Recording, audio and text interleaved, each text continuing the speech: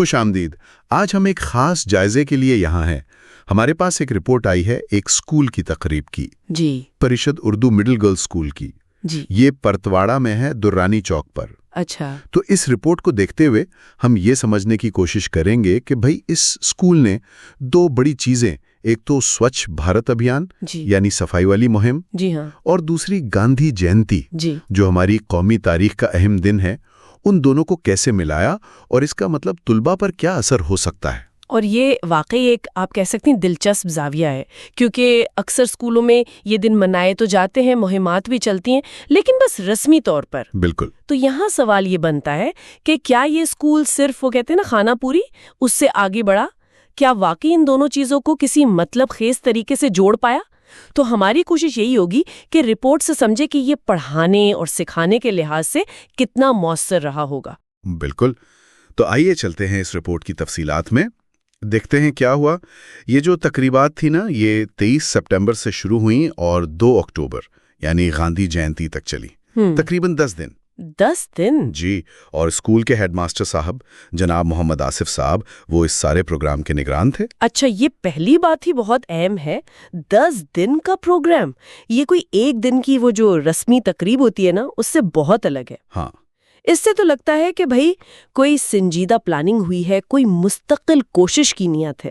مطلب یہ تھے اسکول والے واقعی چاہتے تھے کہ یہ جو قدریں ہیں صفائی کی، گاندھی جی کے فلسفے کی، یہ بچوں کی سوچ میں اتریں، صرف ایک دن کا ایونٹ کر کے بھول نہ جائیں. صحیح. اور اتنے لمبے عرصے میں بچوں کو بھی موقع ملتا ہے کہ وہ ان باتوں پر سوچیں، انہیں اپنے اندر جذب کریں. صحیح کہا.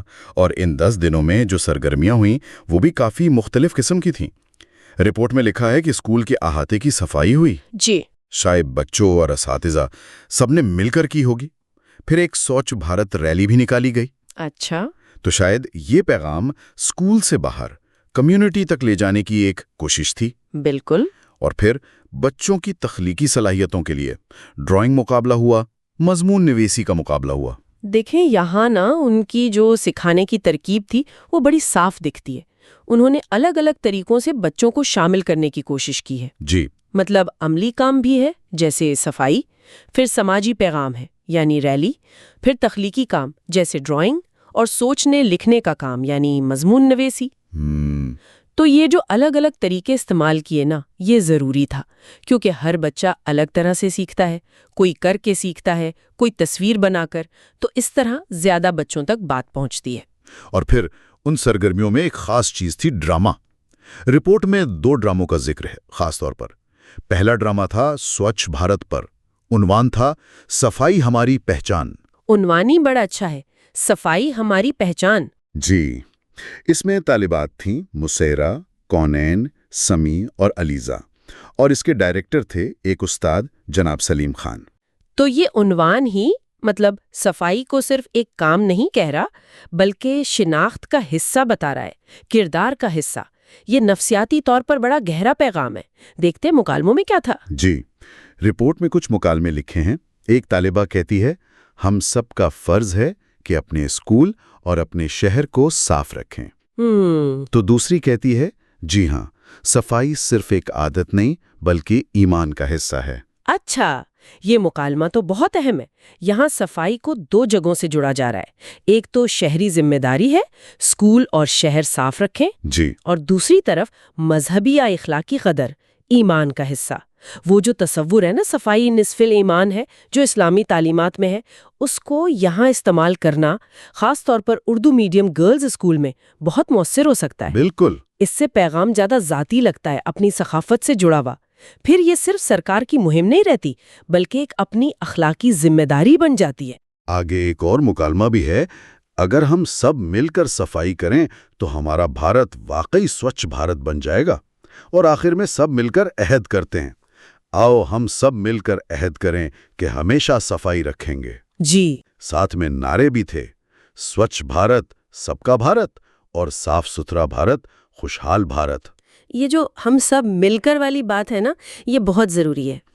یہ بچوں کو سکھاتی ہے کہ بھائی بڑے مسئلے اکیلے حل نہیں ہوتے، مل کر کوشش کرنی پڑتی ہے، اجتماعی عمل کی اہمیت۔ اور ڈرامے کا یہی تو فائدہ ہے کہ یہ باتیں صرف نصیحت نہیں رہتی بلکہ ایک تجربہ بن جاتی ہیں، جذباتی طور پر محسوس ہوتی ہیں۔ صحیح۔ بچے کرداروں سے جڑتے ہیں، ان کی باتیں دہراتے ہیں، نعرے لگاتے ہوئے جوش آتا ہے، تو سیکھنا زیادہ مزیدار اور آپ کہیں مؤثر ہو جاتا ہے۔ یہ صرف جاننا نہیں بلکہ اپنانا بن جاتا ہے۔ تو پہلا ڈرامہ تو پورا صفائی پر تھا، شہری اور اخلاقی ذمہ داریوں پر، لیکن پھر آیا 2 اکتوبر، گاندھی جینتی کا دن۔ اس دن ایک اور ڈرامہ ہوا۔ اچھا۔ اس کا انداز پہلے والے سے الگ تھا، یہ سوال جواب کی شکل میں تھا۔ فارمیٹ بدل دیا، یہ بھی دلچسپ ہے۔ سوال جواب کا طریقہ تو عام طور پر معلومات دینے کے لیے ہوتا ہے، سیدھا سیدھا۔ جی۔ شاید مقصد یہی تھا کہ گاندھی جی کی زندگی اور ان کی تعلیمات کے بارے میں جو بنیادی باتیں ہیں وہ صاف صاف بچوں تک پہنچ جائیں۔ دیکھیں ذرا کیا سوال جواب تھے۔ اس ڈرامے میں 2 طالبات تھیں، یسرا اور ندا۔ رپورٹ کے مطابق سوال کچھ ایسے تھے: گاندھی جی کو کن ناموں سے پکارتے ہیں؟ جواب: مہاتما گاندھی اور بابا قوم۔ ٹھیک ہے۔ پھر آزادی کی لڑائی میں ان کا ہتھیار کیا تھا؟ جواب: سچائی اور عدم تشدد، یعنی ٹروتھ اینڈ نان وائلنس۔ جی، یہ تو ان کا بنیادی فلسفہ تھا۔ پھر ایک تاریخی واقعہ پوچھا گیا: دانڈی یاترا کیوں کی تھی؟ جواب: انگریزوں کا نمک قانون توڑنے کے لیے۔ ہاں، دانڈی مارچ 1930 کا مشہور واقعہ، وہ نمک مارچ جب گاندھی جی نے ہزاروں لوگوں کے ساتھ پیدل مارچ کیا تھا سمندر تک اور خود نمک بنایا تھا۔ جی۔ یہ اس وقت غیر قانونی تھا۔ یہ انگریز سرکار کے خلاف سول نافرمانی کی ایک بڑی مثال تھی۔ اس کا ذکر کرنے سے بچوں کے گاندھی جی کے کام اور ان کے فلسفے یعنی عدم تشدد سے مزاحمت کو سمجھنے میں مدد ملتی ہے۔ بالکل۔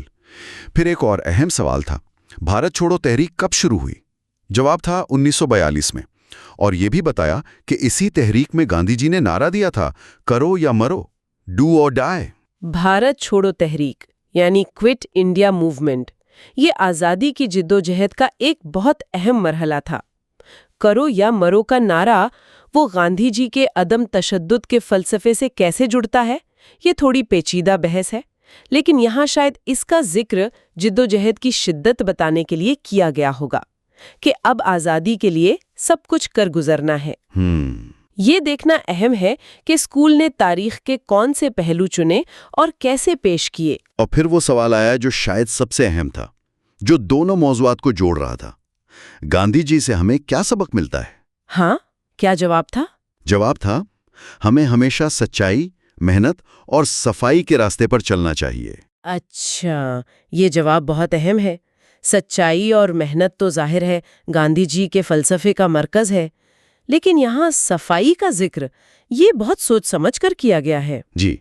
یہ گاندھی جی کی شخصیت کا ایک اہم پہلو ہے جسے اکثر لوگ نظر انداز کر دیتے ہیں۔ گاندھی جی ذاتی صفائی اور عوامی صفائی دونوں کو بہت اہمیت دیتے تھے۔ وہ اسے آزادی اور خود انحصاری کی جدوجہد کا حصہ سمجھتے تھے۔ اچھا، جی ہاں، وہ اسے صرف جسمانی صفائی نہیں کہتے تھے بلکہ دماغی اور روحانی پاکیزگی سے بھی جوڑتے تھے۔ تو اسکول نے بہت خوبی سے گاندھی جی کی اس پرانی تعلیم کو آج کی اس سوچ بھارت مہم سے جوڑ دیا۔ اس سے تو یہ لگتا ہے کہ جیسے سوچھ بھارت کوئی بالکل نئی چیز نہیں ہے، بلکہ یہ انہی اصولوں کا تسلسل ہے جو گاندھی جی نے بتائے تھے۔ بالکل، اور یہ تاریخ کو صرف ماضی کی کہانی سمجھنے کے بجائے اسے آج سے جوڑنے کا ایک بہت اچھا طریقہ ہے۔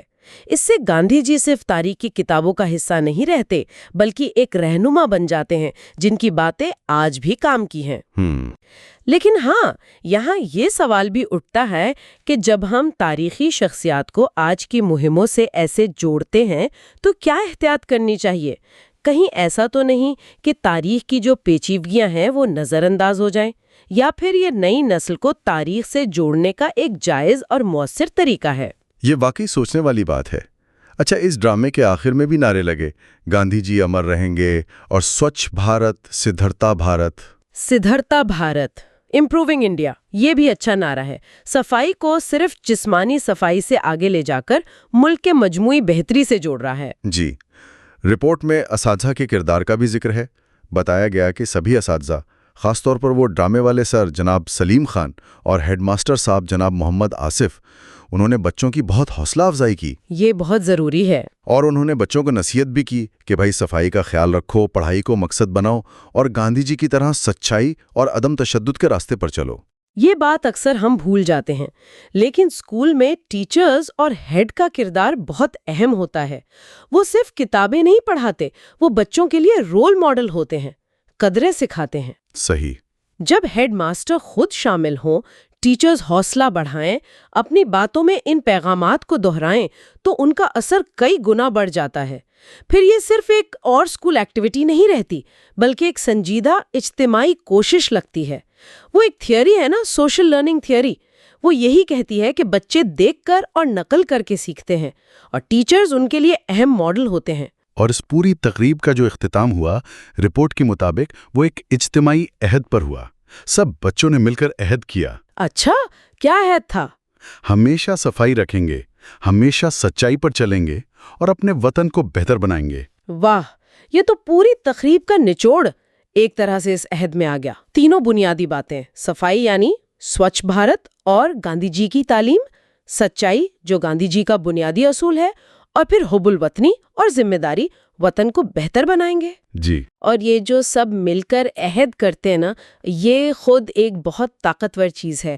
اس سے آپ کے انفرادی ارادے کو ایک سماجی تائید ملتی ہے. جب بچے دیکھتے ہیں کہ ان کے سارے ساتھی، ان کے ٹیچرز سب یہی بات کہہ رہے ہیں، تو ان قدروں کو اپنانے کا امکان بڑھ جاتا ہے، ذمہ داری کا احساس پیدا ہوتا ہے. تو اگر ہم اس سارے جائزے کو سمیٹیں تو کیا ہم یہ کہہ سکتے ہیں کہ یہ اسکول صرف رسم پوری کرنے سے آگے بڑھا، کچھ واقعی مطلب خیز کرنے میں کامیاب رہا؟ میرے خیال میں تو اس رپورٹ کو دیکھتے ہوئے ایسا کہنا کافی حد تک ٹھیک ہوگا. انہوں نے صرف 2 اہم موضوعات کو ملایا ہی نہیں، بلکہ کوشش کی کہ وہ بچوں کے لیے متعلقہ بنے، ان کی زندگی میں آئیں. جو مختلف قسم کی سرگرمیاں تھیں، ڈراموں کا استعمال، گاندھی جی کی تعلیم کو صفائی سے جوڑنا، ٹیچرز کا خود شامل ہونا، اور آخر میں وہ اجتماعی عہد، یہ سب مل کر ایک مکمل اور ممکنہ طور پر مؤثر حکمت عملی کی طرف اشارہ کرتے ہیں. کوشش یہ لگتی ہے کہ یہ پیغام صرف کتابی باتیں نہ رہیں، بلکہ بچوں کی روزمرہ زندگی اور سوچ کا حصہ بنے. یہ واقعی ایک متاثر کن کوشش لگ رہی ہے، جس میں پلاننگ بھی ہے، تخلیقیت بھی، اور پیغام بھی صاف ہے. یہ صرف ایک ایونٹ نہیں بلکہ ایک پورا تعلیمی تجربہ لگتا ہے. بالکل. اور یہ تجربہ نا ہمیں ایک بڑے سوال پر سوچنے کی دعوت دیتا ہے کہ کیا اس طرح سے تاریخی سبق اور شخصیات کو آج کی سماجی یا قومی مہمات سے جوڑنا، کیا یہ بچوں میں ان دونوں چیزوں میں یعنی تاریخ میں بھی اور شہری ذمہ داری میں بھی لمبے عرصے تک دلچسپی پیدا کرنے کا اور انہیں عملی طور پر شامل کرنے کا ایک مؤثر طریقہ ہے؟